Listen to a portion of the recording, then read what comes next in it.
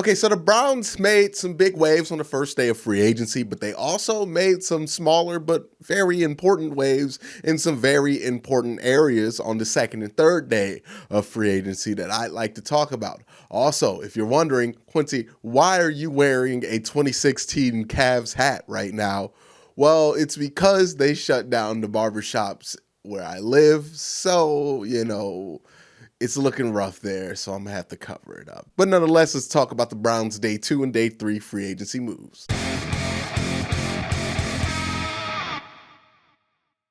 So as most of you who have watched this channel for any period of time know, I have been desperate for the Browns to get more beef on the defensive line. That is my biggest priority of this team, and they actually gave me a little bit of beef the other day by signing Andrew Billings to a 1-year, $3.5 million deal, which is actually pretty good value for a guy on that short of a deal. I believe Greg Robinson for his 1 year with the Browns got $8 million in his 1 year. So 3.5 for a player who at his position is a better player than Greg Robinson was at their position, I think is tremendous value. You have Andrew Billings, former defensive tackle, fell in 2016 in that draft pretty heavily.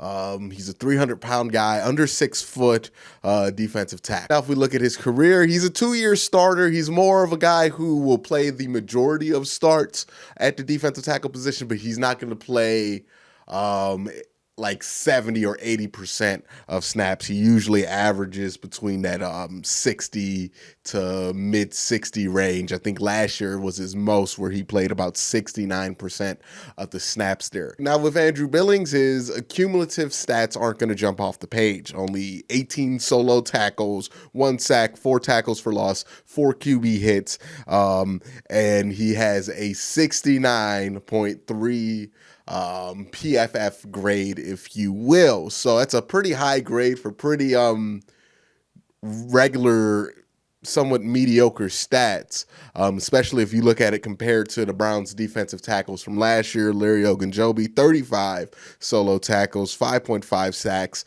10 TFLs, 13 QB hits, and then Sheldon Richardson, 43 solo tackles, 3 sacks, 4 TFLs, 6 QB hits, and a 73.9 grade. But if you look at Larry Ogunjobi, he has a 56 grade, where his numbers completely dwarf anything Andrew Billings did, and that's for an important reason.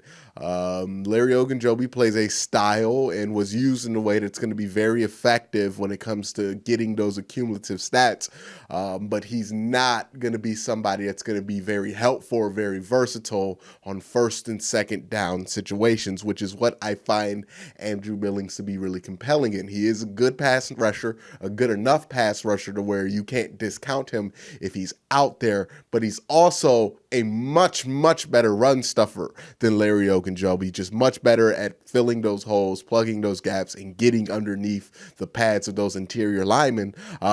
So I think what's going to happen with Andrew Billings and Larry Ogunjobi is that Andrew Billings is probably going to play around that 60 to 65% of the snaps there at the defensive tackle position, if not less.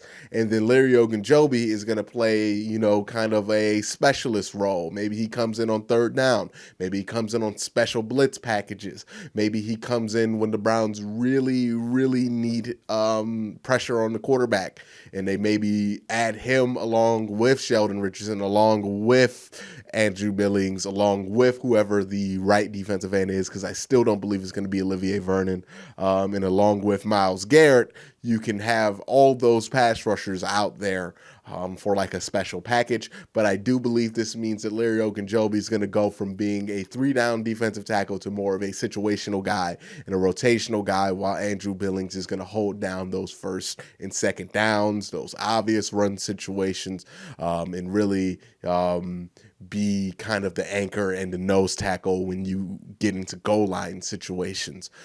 He's not a guy who's going to get a ton of solo tackles. He's really a guy who's going to force a runner to move out of where there is a open hole because of his ability to penetrate, but he's not going to get the final tackles. And for more information on Andrew Billings, I'm going to throw to a clip from my guy Ace Boogie's video. Again, check his channel out, New Stripe City. A lot of great NFL football content, but especially if you're a Bengals fan, check him out. He does a lot of good stuff. He has a great podcast. So here's what he had to say. He's a guy that has a lot of potential. He's a nose tackle that I think is very disruptive in the run game, but he can also be disruptive in the pass game as well. So I liked him as a pass rusher. He's got great speed. He's really a guy that just really got better every year. I think me and Zim talked about it. He just really got better year after year. Billings, to me, is a very good nose tackle. He's not an elite nose tackle, so he'll definitely make an impact, but you won't see as many sacks, and you won't see him completely be the guy that can come in and just disrupt the game, which we've all felt he had the potential to do, but he really didn't. He really only kind of flashed it. He wasn't bad. He just flashed it a lot. And so what the Browns are getting is a quality nose tackle. You can expect him to start. You can expect him to be solid, but you can't expect him to really be elite. And we just really got rid of him because we needed an elite presence next to Geno Atkins, and we really just couldn't wait for Andrew Billings to keep taking those steps. But with that being said, he's still young. He's still going to be a threat, and especially when we play them. It'll be interesting to see how he does when we play against them. So good things. I think he's going to be an upgrade. I still think there are going to be more moves, and I don't think this stops the Browns if they want to get somebody like a Derek Brown with that 10th pick if he falls. But I do think this is that nice piece that they added that's really going to be helpful, because I do think the Browns' number one priority defensively needs to be doing whatever they can to stop the run. Now, this guy is going to also help stop the run. He's also a defensive player, but he's a strong safety. This is Karl Joseph, the next guy that the Browns got. 26 years old, and you're going to see a common theme, getting guys that are not in that over prime age, so not getting guys who are north of 28 and 30, but getting guys underneath that on their first contract outside of the team that drafted them. And Karl Joseph is an interesting player. When I watch him on tape, he really does remind me a lot of Dante Whitner. He's a guy who's going to be aggressive and try to make the play. He's kind of limited in coverage, a little bit more rangy than Whitner, but also not the force in the run game that Whitner was. So, kind of a mixed bag there. I do think he's better than the three-headed solution that the Browns had last year between Morgan Burnett, who had a Achilles tear, Eric Murray, who I don't know how he got the money that he got from Houston, but he was not a standout here at all, and Justin Burris. So this is a great kind of stopgap full solution for that strong safety position in Karl Joseph. So again, I wouldn't expect Karl Joseph to light the world on fire. I don't think he's going to be what we anticipated, not what he actually was, but what we anticipated Jabril Peppers to eventually become.